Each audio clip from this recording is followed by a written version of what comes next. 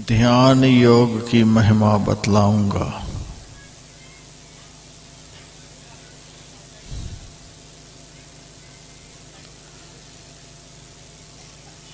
इस विषय को ध्यान देकर सुनना होता है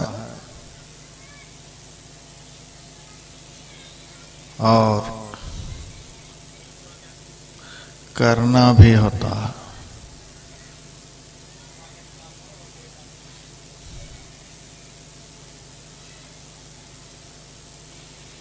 इस विषय को समझने की आवश्यकता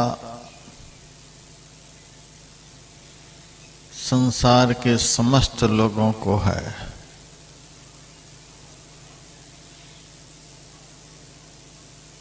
आजकल लोगों ने यही समझ रखा है कि ध्यान भजन साधु संत महात्माओं के लिए है। वे कहीं पहाड़ में, कंदरा में, नदी के किनारे कुटिया बनाकर रहते हैं। उनके पास कोई काम नहीं है तो वे ध्यान भजन सत्संग में लगे रहते हैं। हम संसार के लोगों के लिए यह कोई आवश्यक कार्य नहीं है, लेकिन मैं कहना चाहूँगा यह सबके लिए है। जो आदमी ध्यान नहीं करेंगे उनसे एक भी काम बढ़िया से नहीं होगा। माताएं ध्यान पूर्वक भोजन नहीं बनाएंगी, भोजन में ध्यान उनका केंद्रित नहीं रहेगा,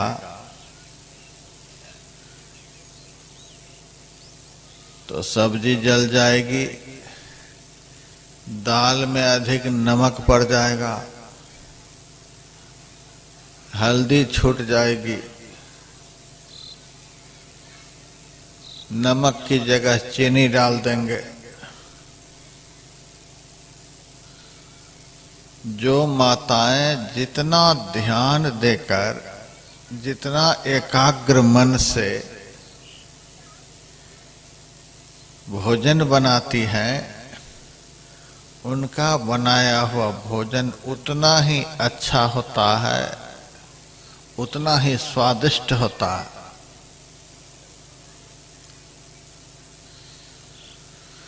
जो बच्चे ध्यान देकर नहीं पढ़ पाते, पढ़ने के समय ध्यान इधर उधर चला जाता है, पढ़ने में मन एकाग्र नहीं होता है, तो पुस्तक को लिए दिन भर बैठे रहते हैं, एक भी बात याद नहीं रहती है।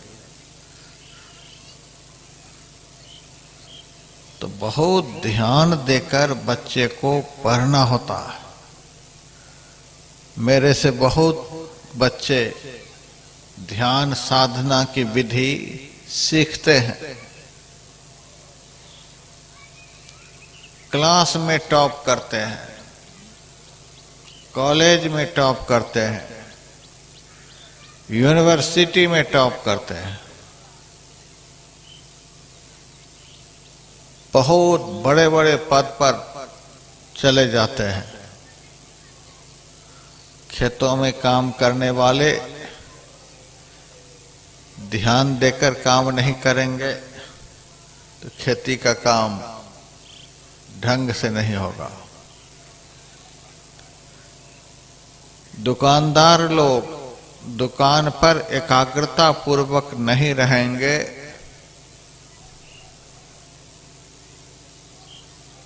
तो किसी से कम पैसे ले लेंगे, किसी को ज्यादा पैसे दे देंगे।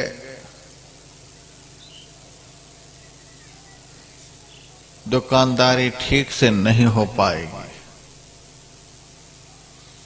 तो मेरे कहने का अभिप्राय, ध्यान साधना मन को एकाग्र करने का सबसे सुंदर संसाधन है। इससे मन एकाग्र होता है और एकाग्र मन से जो भी काम होता है वह सफल होता है, अच्छी तरह से होता है। जिस ध्यान साधना में ईश्वर परमात्मा को साक्षात्कार करा देने का सामर्थ्य होता है, उस ध्यान साधना को कोई सांसारिक व्यक्ति करे तो सांसारिकता की पराकाष्ठा पर वह पहुंच जाएगा।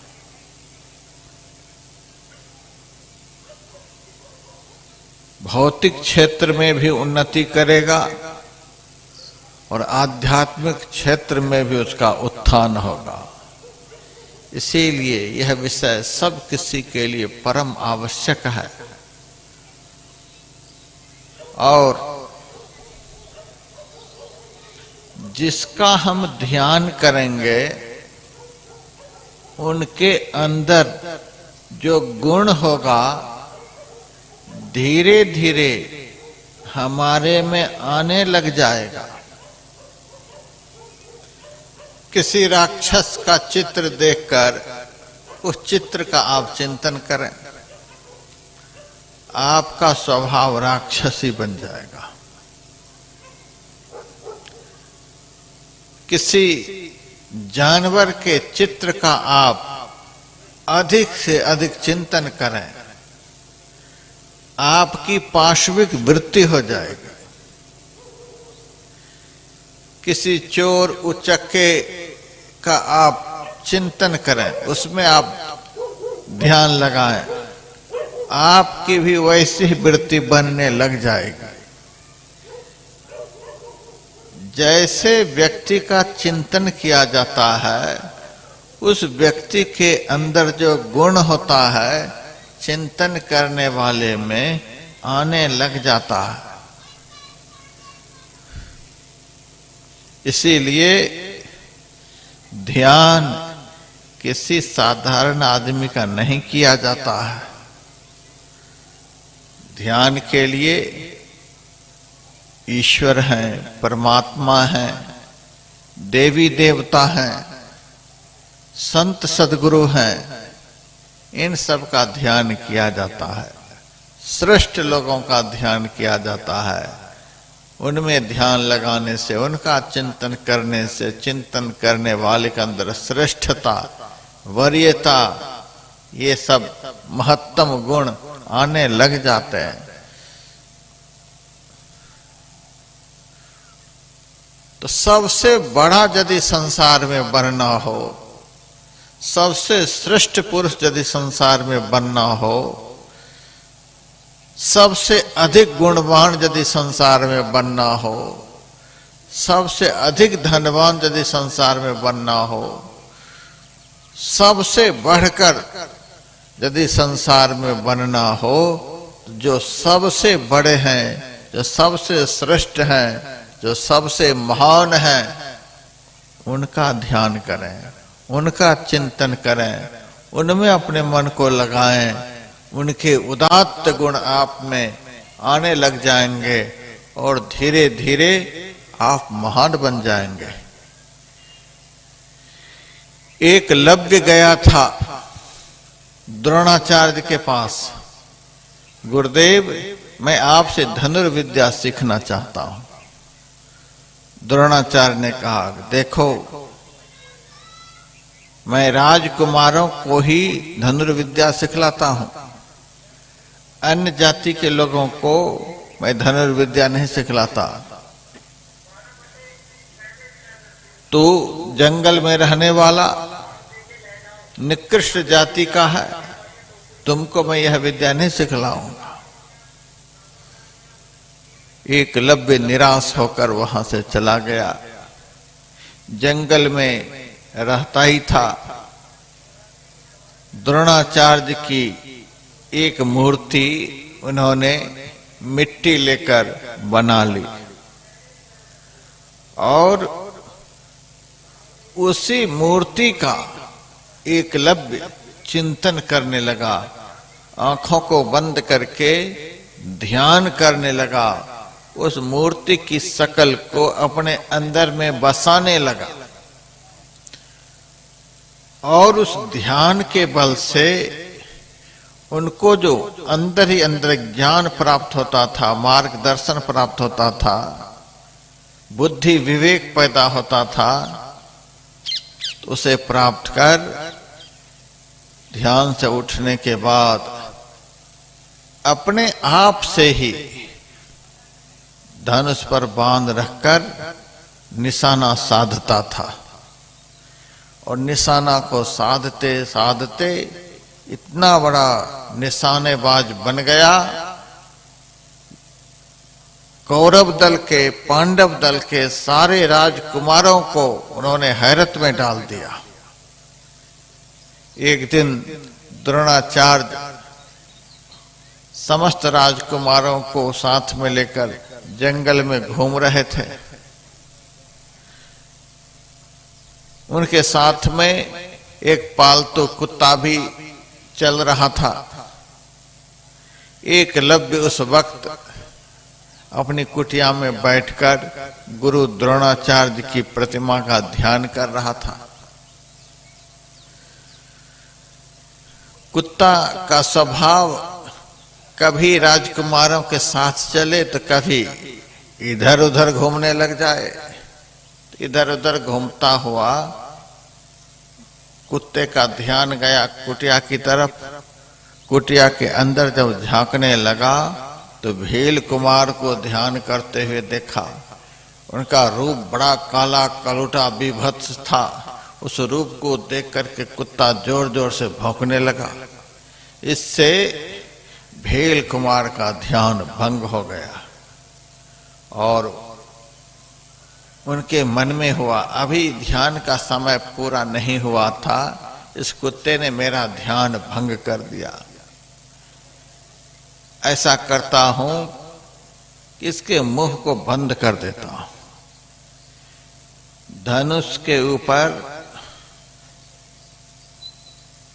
सीकी के कुछ बाण चढ़ाए और एक ही साथ इतने बाण मारे कि कुत्ता का मुंह बाणों से भर गया, लेकिन मुंह के अंदर जरा सी भी खरोंच नहीं आई, केवल मुंह बंद हो गया। अंदर में कोई जख्म नहीं हुआ। मुंह जब बंद हो गया तो भौंकना बंद हो गया और वह डर के मारे फिर राजकुमारों की तरफ भागा। अर्जुन ने देखा यह तो बड़ा जबरदस्त करामात है। बाण से मुंह भरा हुआ है लेकिन कुत्ता के मुंह में जरा भी जख्म नहीं है, एक बूंद रक्त स्रावित नहीं हुआ, खरोंच तक नहीं आई है। ऐसा बाण साधने वाला कौन आदमी है? यह तो मेरे से भी ज्यादा निशाना साधने वाला है। अपने गुरुदेव से कहा, गुरुदेव न जाने आप गुप्त रूप से हमसे भी अधिक धनुर्विद्या की शिक्षा किसी को दे रहे हैं। द्रोणाचार्य ने कहा, ऐसा नहीं हो सकता, तुमको छोड़कर मैं किसी को शिक्षा नहीं देता हूं। कहा, इस कुत्ता को देखिए, कुत्ता का मुंह बाणों से भरा हुआ है लेकिन मुंह के अंदर जरा भी बाण का जख्म नहीं है। इस तरह से बाण चलाना कोई साधारण बात नहीं है। केवल मुंह बंद है लेकिन मुंह में जख्म नहीं है। द्रोणाचार्य ने कहा, जिस दिशा से यह कुत्ता बाण खाकर लौटा है उसी दिशा में चलो। सबके सब चलने लगे। कुछ दूर जाने पर उन लोगों ने देखा एक कुटिया बनी हुई है। कुटिया के अंदर द्रोणाचार्य की प्रतिमा बनी हुई थी। उस प्रतिमा के सामने बैठकर एकलव्य ध्यान कर रहा था। कुछ देर के बाद जब एकलव्य का ध्यान टूटा, बाहर निकला तो देखा साक्षात गुरु द्रोणाचार्य अपने शिष्यों के साथ पधारे हुए हैं। एक तो ध्यान में आकर्षण करने का गुण होता है, जिनका ध्यान करेंगे उनका ध्यान सहज स्वाभाविक रूप से करने वाले की ओर आकृष्ट हो जाएगा, सहज रूप में उनका ध्यान चला जाएगा। हमारे गुरुदेव से किसी शिष्य ने पूछा था, गुरुदेव हम बहुत दूर आपसे रहते हैं, बड़े दीन दुखी हैं, मेरे ऊपर भी थोड़ा सा ध्यान रखा जाए, मेरे ऊपर भी आप दया करते रहेंगे। गुरुदेव ने कहा, दया शब्द में कितने अक्षर होते हैं? उस भक्त ने कहा, 2 अक्षर होते हैं, द और य आकार। गुरुदेव ने कहा, दोनों अक्षरों को उलट करके बोलो क्या होता है?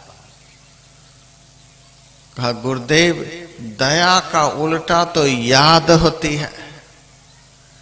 गुरुदेव ने कहा, तुम मेरी याद करते रहो, हम तुम्हारे ऊपर दया करते रहेंगे। याद करो दुनिया की,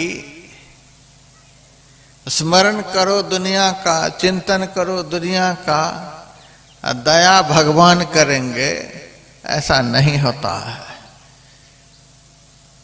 जिनकी आप याद करेंगे उनकी आपके ऊपर दया स्वाभाविक रूप से होगी, कहना नहीं पड़ेगा। याद में वह ताकत है कि याद दया बनकर ही वापस होती है। भगवान श्री कृष्ण एक दिन ध्यान में बैठे हुए थे, उद्धव जी ने देखा, उनको बड़ा ताज्जुब हुआ, सारी दुनिया के लोग भगवान का ध्यान करते हैं, भगवान किनका ध्यान करते हैं? जब भगवान का ध्यान टूटा तो उद्धव जी ने पूछा, भगवान सारा संसार आपका ध्यान करता है, आप किसका ध्यान करते हैं? भगवान ने कहा, मुझे कुछ करने के लिए बाकी नहीं है, फिर भी मैं ध्यान करता हूं। किसका आप ध्यान करते हैं? भगवान कृष्ण ने कहा, जो मेरा ध्यान करता है उसका ध्यान मैं करता हूं। जो मेरा चिंतन करता है उनका चिंतन मैं करता हूं। जो मेरा भजन करता है उनका भजन मैं करता हूं। जो मेरी याद करता है उनकी याद मैं करता हूं। और सूरदास जी महाराज ने लिखा है, जो जन ऊधो मोहि न बिसरे, ताहि न बिसारो छिन एक घड़ी, जो मोहि भजय भजो में वाको, कल न परत मोहि एक घड़ी, काटो जन्म जन्म के फंदा, राखो सुख आनंद करी। हे उद्धव, जो भक्त मुझे कभी भी नहीं भूलता, उस भक्त को मैं भी कभी भी नहीं भूलता हूं। अब थोड़ा सा समझिए, जिसको भगवान कभी भी नहीं भूले, उस आदमी के जीवन में कोई संकट आ सकता है? यदि आ भी जाए तो वह संकट उनके जीवन में रह सकता है। जिसकी याद भगवान करे, जिनका ध्यान भगवान रखे, क्या उनका जीवन कभी असुरक्षित रह सकता है? तो ध्यान करने से जिनका हम ध्यान करेंगे, हमारे प्रति उनका आकर्षण होगा। एकलव्य द्रोणाचार्य की प्रतिमा बनाकर उस प्रतिमा का ध्यान करता था। ध्यान करते करते देखिए, किसी न किसी बहाने से द्रोणाचार्य उनके पास पहुंच गए। शिष्य बनाने के लिए तैयार नहीं हुए, स्वीकार नहीं किए, लेकिन स्वाभाविक रूप से एकलव्य के जीवन में इतना आकर्षण हुआ कि गुरु द्रोणाचार्य बिना बुलाए वहां पहुंच गए। द्रोणाचार्य को प्रणाम किया एकलव्य ने और कहा, गुरुदेव आपका यहां पदार्पण कैसे हुआ? द्रोणाचार्य ने पूछा कि इस कुत्ते के मुंह में बाण किसने मारा? एकलव्य ने कहा, मैंने मारा। इस कुत्ता ने मेरा ध्यान भंग कर दिया था, इसीलिए रंज में आकर इनके मुंह में मैंने बाण मारा। जख्म नहीं हो, ध्यान करने वाले के अंदर दया का भाव स्वाभाविक रूप से उत्पन्न होने लग जाता है। भजन करने वाले के अंदर दया का भाव स्वाभाविक रूप से उत्पन्न होता है। हम भगवान का ध्यान करें, हम भगवान का भजन करें और हमारे दिल में किसी के प्रति भी दया न हो, सबके प्रति क्रूरता का भाव हो, तो समझ लें कि हम ध्यान का प्रदर्शन कर रहे हैं, ध्यान का आडंबर कर रहे हैं। जैसे भोजन करने से आदमी तृप्त होता है और जिस तरह का भोजन करता है उस तरह का रस उसके शरीर में बनता है और उसी तरह का उसका स्वभाव भी बनने लग जाता है। तमोगुनी भोजन करने से तमोगुनी रस बनता है और तामसिक विचार उसका हो जाता है। रजोगुनी भोजन करने से रजोगुनी रस बनता है और उसका स्वभाव चिड़चिड़ा हो जाता है। सतोगुनी भोजन करने से सतोगुनी रस उनके शरीर में बनता है और वह सात्विक पुरुष बन जाता है। जिस तरह का भोजन किया जाता है वह भोजन जिस गुण से संबंधित होता है, भोजन करने वाला उसी गुण से गुणान्वित हो जाता है। जैसे भोजन का असर आदमी के स्वभाव पर पड़ता है, वैसे ही भजन का असर आदमी के व्यवहार पर पड़ता है। तो भजन करने से स्वाभाविक रूप से दया, करुणा, क्षमा, ये सब सद्गुण आने लग जाते हैं। तो मैंने देखा एक कुत्ता अज्ञानी पशु है, इनका यही स्वभाव है किसी को देखकर भौंकना। तो अज्ञानी जीव होने के कारण स्वभाव से लाचार है, इसीलिए इन्होंने मुझे देख करके भौंका। तो मैं तो मनुष्य हूं, मेरे अंदर दया का भाव होना चाहिए, अपना भी काम बन जाए और इनका भौंकना भी बंद हो जाए। इसीलिए मैंने इस हिसाब से बाण चलाया कि मुंह में जख्म नहीं हो। कहा, इस तरह से बाण चलाने के लिए तूने सीखा किससे? कहा, आपसे सीखा है। द्रोणाचार्य ने कहा, मैंने तो तुम्हें शिष्य के रूप में स्वीकार किया नहीं, मैंने तो तुम्हें सिखलाया नहीं, तो तू सीखा कैसे? एकलव्य ने कहा, आपने मुझे शिष्य नहीं माना, लेकिन मैंने आपको दिल से गुरु मान लिया। आप नहीं माने, लेकिन मैंने आपको मान लिया। आप लाचार हैं मुझे शिष्य बनाने में, लेकिन मैं आपको गुरु बनाने में लाचार नहीं हूं। मैंने आपको गुरु मान लिया। आप मेरे साथ नहीं रहते हैं, इसीलिए आप का चित्र मैंने अपने हाथ से बना लिया और आपके चित्र का मैं आंख बंद कर चिंतन करने लगा।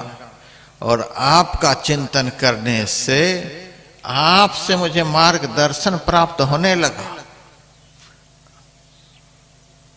आप मुझे लगते थे कि खड़े होकर धनुर्विद्या सिखला रहे हैं। ध्यान करते करते धनुर्विद्या को मैं स्वाभाविक रूप से सीख लिया। आप द्वारा ही सिखलाया हुआ है।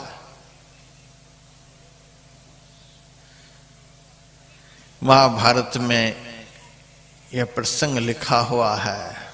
द्रोणाचार्य ने कहा, अच्छा तूने मुझे गुरु मान लिया। कहा गुरु मान लिया तो दक्षिणा कहाँ दिया? गुरु दक्षिणा कहाँ दिया? कहा आप बताइए क्या दक्षिणा में लेना चाहते हैं?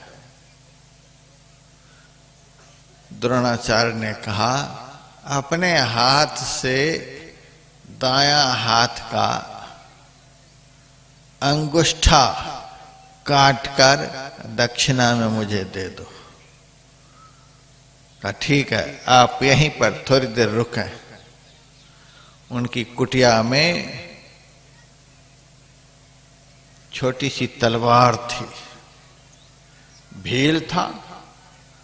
तलवार लेकर अपने हाथ से ही अपना अंगुष्ठा काट लिया और द्रोणाचार्य के हाथ में रख दिया। द्रोणाचार्य तो चकित हो गया, है कैसा शिष्य है। ऐसा तो पांडव कुमार भी नहीं कर सकता, कौरव दल का राजकुमार भी नहीं कर सकता, जो इन्होंने करके दिखलाया।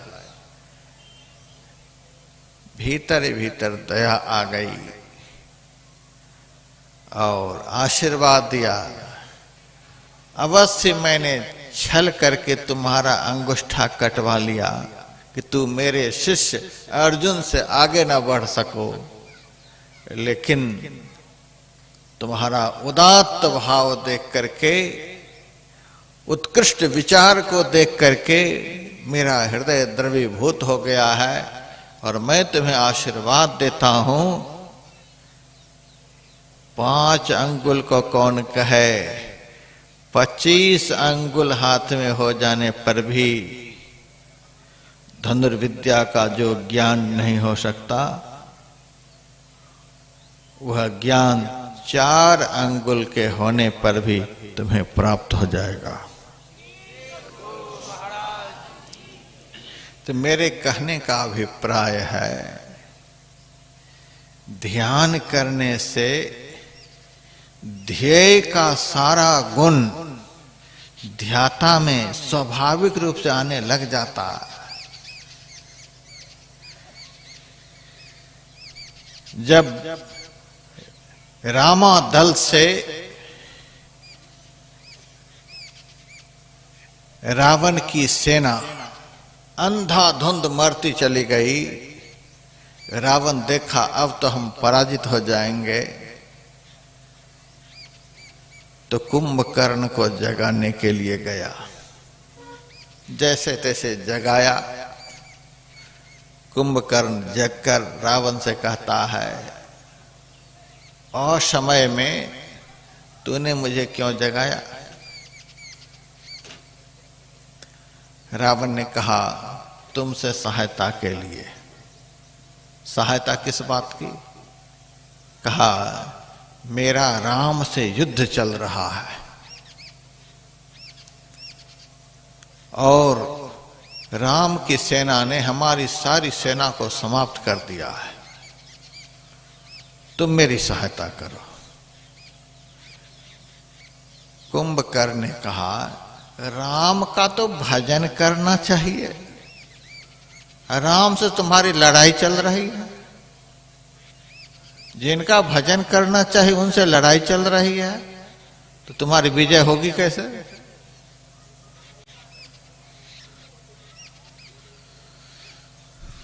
अच्छा, एक बात बताओ, सीता जी तुम्हारे बस में हैं? कहा, सीता तो मेरे बस में नहीं। कहा, सीता जी यदि तुम्हारे बस में हो जाएं तो राम को पराजित करना आसान हो जाएगा। सीता जी को बस में किए बगैर राम को पराजित करना बहुत मुश्किल है। रावण ने कहा, सीता तो मेरे बस में हो ही नहीं रही है। कुंभकर्ण ने कहा, तुम मायावी हो, बहुत तरह का रूप बनाने के लिए जानते हो, राम का रूप बना करके जाओ, तब सीता तुमसे प्रसन्न हो जाएगी, तुम्हारे बस में हो जाएगी। रावण ने कहा, वह भी करके मैंने देखा है। कुंभकर्ण ने कहा, तू राम का रूप बना करके देखा, फिर भी सीता तुम्हारे बस में नहीं हुई। कहा, जब राम का रूप मैं बना लेता था तो हमें सीता स्त्री के रूप में दिखलाई नहीं देती थी। तब तो सारे संसार की स्त्री जाति मुझे अपनी मां के रूप में दिखलाई देने लग जाती थी। जननी समझा नहीं पर नारी, मां के समान संसार की नारी जाति हमें दिखाई देने लग जाती थी। राम का चिंतन करने से रावण का भी मन पवित्र हो जाता था, रावण के अंदर का भी काम विकार नष्ट हो जाता था। राम बनने के लिए राम का चिंतन करना पड़ेगा। रावण ऐसा दुर्दांत दैत्य महापापी जब राम का चिंतन करता था तो राम का गुण उनके अंदर में आने लग जाता था। तो जब रावण के अंदर राम का चिंतन करने से राम का गुण आ सकता है, तो हम लोग तो अब तक रावण के जैसे नहीं बन पाए। हम लोगों के पास दो आंखें हैं, दो आंख से दूसरे की बुराई देखते हैं। रावण 20 आंखों से देखता था। हम 2 हाथ से दूसरे का अपकार करते हैं, वे 20 हाथ से दूसरों का अपकार करता था। हम 2 कान से दूसरे की निंदा चुगली सुनते हैं, वे 20 कानों से सुनता था। हमसे बहुत गुना अधिक पापी था। तो जब राम का चिंतन करके वह भी कुछ काल के लिए पवित्र हो जाता था, हृदय शुद्ध हो जाता था, तो हम लोग यदि चिंतन करेंगे तो हम लोगों का हृदय शुद्ध नहीं होगा, हम लोगों का हृदय पवित्र नहीं होगा। अभी का प्रतिपाद्य विषय जो ध्यान योग की महिमा है, यह महिमान्वित विषय है। जैसे का हम चिंतन करेंगे, चिंतन करते करते हम वही बन जाएंगे। एक भृंग नामक कीट होता है, वह कीट दूसरे कीट को पकड़कर अपने घोंसला में बंद कर देता है और आवाज करता है। उस घोंसले में अपनी आवाज उस कीट को सुनाता है। और यदि वह कीट भागना चाहता है, सुनना नहीं चाहता है, तो दंशन करता है, डर के मारे सुनने लग जाता है। भृंग कीट की आवाज को सुनते सुनते दूसरी जाति का कीट उसी शरीर से कुछ दिनों के बाद भृंग बन जाता था, अभी भी बन जाता है। उस कीट की विशेषता है, भृंग अपनी आवाज सुना सुना करके दूसरी जाति के कीट को भी भृंग बना देता है। और वह कीट भृंग की आवाज को सुनते सुनते सुनते परिवर्तित हो जाता। जब एक कीट दूसरे की आवाज को निरंतर सुनते सुनते उस आवाज का चिंतन करते करते उसी के जैसा बन जाता है, तो हम यदि भगवान की कथा को सुनेंगे, भगवान के चरित्र को सुनेंगे, भगवान के रूप का चिंतन करेंगे, भगवान के स्वरूप का ध्यान करेंगे, तो हम क्यों नहीं एक दिन भगवान बन जाएंगे। जैसे का चिंतन करेंगे हम वैसा ही बन जाएंगे। और सबसे बढ़कर बात यह है, भगवान कृष्ण ने जो कहा है, उद्धव जो मेरा ध्यान करता है उसका ध्यान मैं करता हूं। उद्धव जी बड़े प्यारे भक्त थे, बड़े निर्भीक भक्त। उन्होंने कहा अच्छा चलिए, जो आपका ध्यान करता है उनका ध्यान आप करते हैं, लेकिन अभी जो आप ध्यान कर रहे थे, अभी किसका ध्यान कर रहे थे? भगवान कृष्ण ने कहा अभी मैं पितामह भीष्म का ध्यान कर रहा था। उनका ध्यान आप क्यों कर रहे थे? कहा उद्धव जा करके देखो पितामह भीष्म को, तीर की शैया पर पितामह भीष्म का शरीर टंगा हुआ है, सर शैया पर वह पड़ा हुआ है, समूचा शरीर तीर से बिधा हुआ है। एक कांटा किसी के शरीर में चुभ जाता है तो हरी हरी जपना छोड़ करके हाय हाय करने लग जाता है, और संपूर्ण शरीर पितामह का तीर से बिधा हुआ है तो भी वह हाय हाय नहीं कर रहा है। उनके रोम रोम से भगवान का नाम निकल रहा है, हे कृष्ण हे कृष्ण हे कृष्ण, रोम रोम से भगवान का नाम निकल रहा है। और मन से पितामह भीष्म भगवान के पावन स्वरूप का चिंतन कर रहा है। मन चिंतन में लगा हुआ है, सर्वांग रोम रोम से भगवान का नाम निकल रहा है। जिनका चिंतन करेंगे उन्हीं का नाम मुंह से निकलेगा। जैसे आदमी प्याज खा लेता है, लहसुन खा लेता है, कितना भी चाहे उस गंध को पचाने के लिए पच नहीं सकती है। किसी न किसी तरह से मुंह खुलेगा तो वही गंध निकलेगी। उसी तरह से अंदर में जिस स्वरूप का चिंतन सदैव यह मन करता है, यदि कभी उसका मुंह खुलेगा तो जिसका वह दिन रात चिंतन करता है उसी की चर्चा निकलेगी, उसी का नाम उनके मुंह से निकलेगा। साधु संत महात्मा के मुंह से कभी भी असभ्य शब्द नहीं निकलता है, असत्य वचन नहीं निकलता है, क्योंकि साधु संत महात्मा सदैव परमात्मा चिंतन में डूबे रहते हैं। जब भी उनके मुंह से वचन निकलता है तो समाज के लिए महाकल्याणकारी वचन होता है, मार्गदर्शक वचन निकलता है, भगवान का नाम निकलता है। जैसा भीतर में चिंतन चलता रहता है वैसा ही मुंह से निकलता है, वैसा ही उनका व्यवहार दिखता है। तो देखो जाकर पितामह भीष्म कितना कष्ट में है तो भी मेरा चिंतन कर रहा है, इसीलिए मैं भी उनका चिंतन कर रहा हूं। उद्धव ने कहा वह उस कष्ट में आपका चिंतन कर रहा है और आप उनका चिंतन कर रहे हैं, तो आपके चिंतन करने से उनको क्या लाभ मिल रहा है? कहा मैं जो उनका चिंतन कर रहा हूं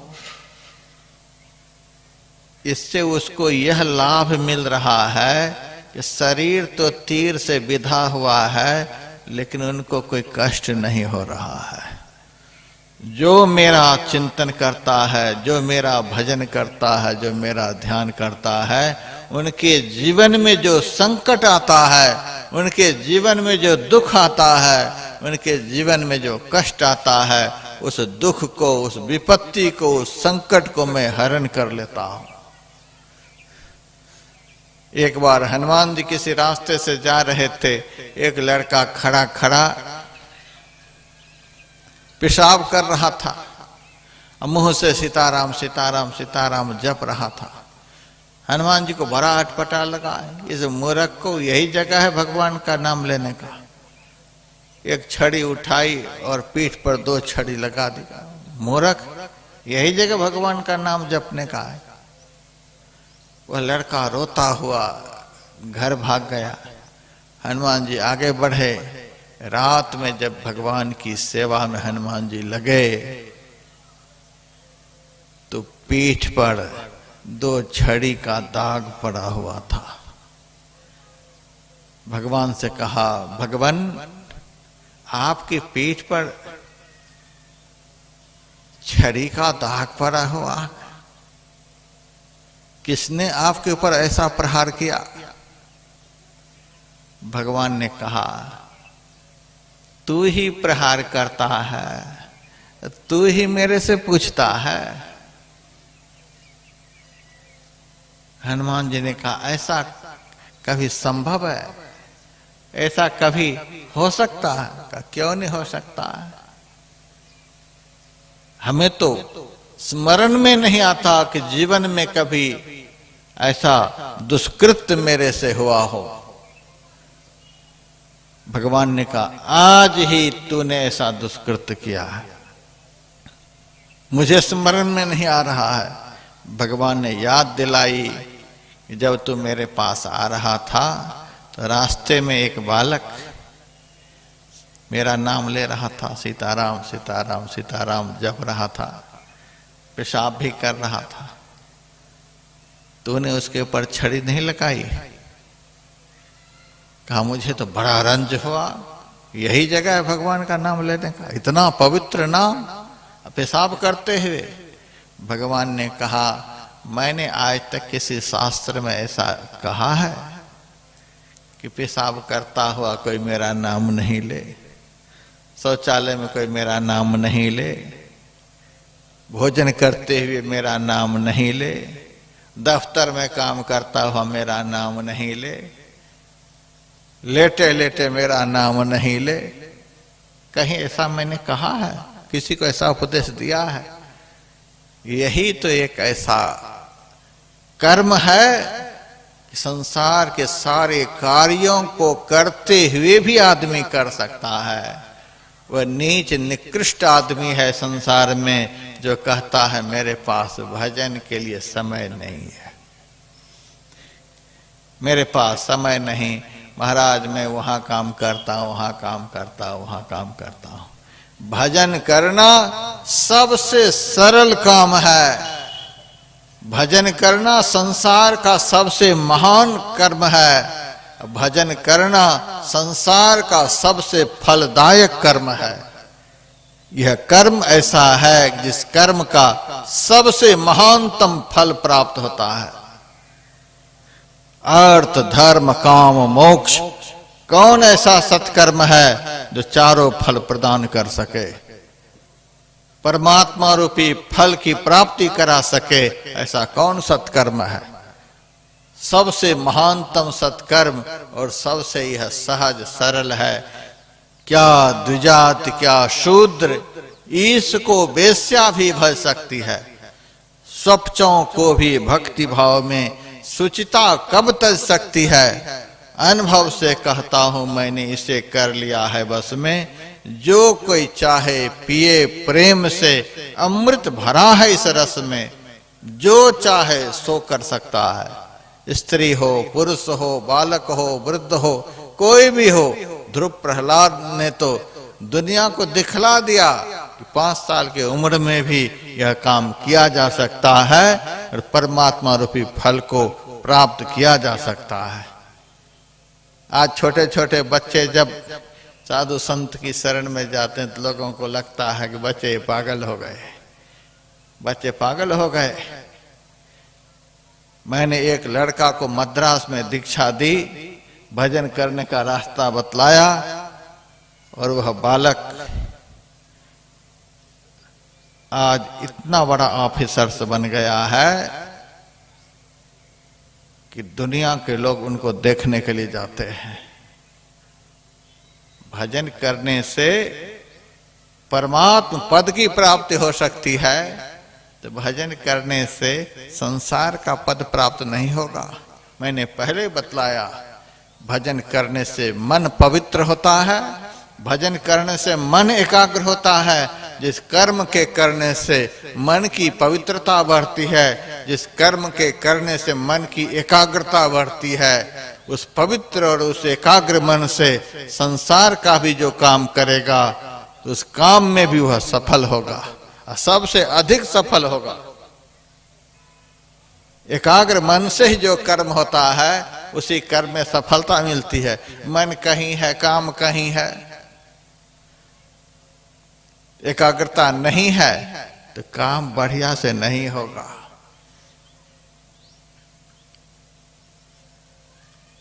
तो भगवान ने कहा, मैंने ऐसा कभी कहा है कि पेशाब करते हुए मेरा नाम कोई नहीं ले? हनुमान जी चुप हो गए।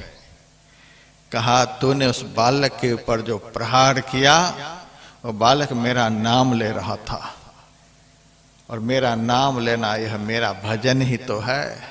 भजन के बहुत अंग हैं।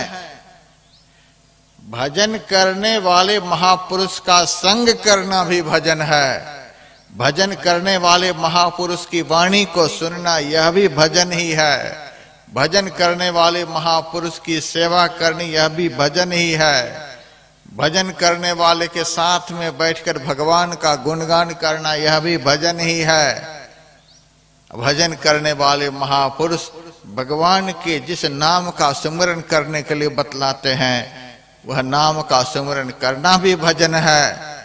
भजन करने वाले महापुरुष जिस स्वरूप का चिंतन करने के लिए बतलाते हैं, उस स्वरूप का चिंतन करना भी यह भजन ही है। भजन के बहुत सारे अंग सबरी के सामने राम ने बतलाया है। मेरा नाम ले रहा था, मेरा भजन कर रहा था, और मेरे भजन करने वाले को जो पीड़ा पहुंचाता है, उसकी पीड़ा को मैं हरण कर लेता हूं। यही तो ध्यान की महिमा है, यही तो भजन की महिमा है। आप भगवान का ध्यान करेंगे, आप भगवान का भजन करेंगे, तो भगवान आपके जीवन के सारे संकट को, भगवान आपके जीवन के सारे कष्ट को, भगवान आपके जीवन की सारी विपत्ति को हरण कर लेंगे। सारी दुनिया आपके पीछे पड़ जाएगी, तो भी जिनके ऊपर भगवान प्रसन्न हो जाते हैं, उनका बाल बाका नहीं कर सकती। प्रहलाद ज्वलंत उदाहरण है। हमारे गायक जी कुछ देर पहले संत तुलसीदास जी महाराज की वाणी यहां सुना रहे थे। जानकी नाथ सहाय करे जब, कौन बिगाड़ करे नर तेरो। परमात्मा जिनकी सहायता करते हैं, दुनिया दुश्मन बनकर उनका क्या बिगाड़ लेगा? कुछ भी नहीं बिगाड़ सकता है। जैसे का चिंतन करेंगे वैसा ही बनेंगे, और जिनका चिंतन करेंगे उनके समग्र सद्गुण धीरे धीरे आप में आ जाएंगे। आप सद्गुण के भंडार बन जाएंगे। समग्र सद्गुणों की पराकाष्ठा परमात्मा में है। परमात्मा का चिंतन करने वाला, शास्त्र में लिखा हुआ है, ब्रह्म स ब्रह्मविद स्वयं, ब्रह्म को जान लेने वाला केवल ब्रह्म ज्ञानी नहीं, स्वयं ब्रह्म हो जाता है। ऐसा आप बन सकते हैं। यही थोड़ा सा भजन का महात्म्य, ध्यान का महात्म्य, भगवान की याद करने का महात्म्य, भगवान का चिंतन करने का महात्म्य आपको बतलाया। यदि आप महान बनना चाहते हैं, यदि आप श्रेष्ठ बनना चाहते हैं, यदि आप महत्वपूर्ण जीवन संसार में जीना चाहते हैं, इस रास्ता को अपनाइए,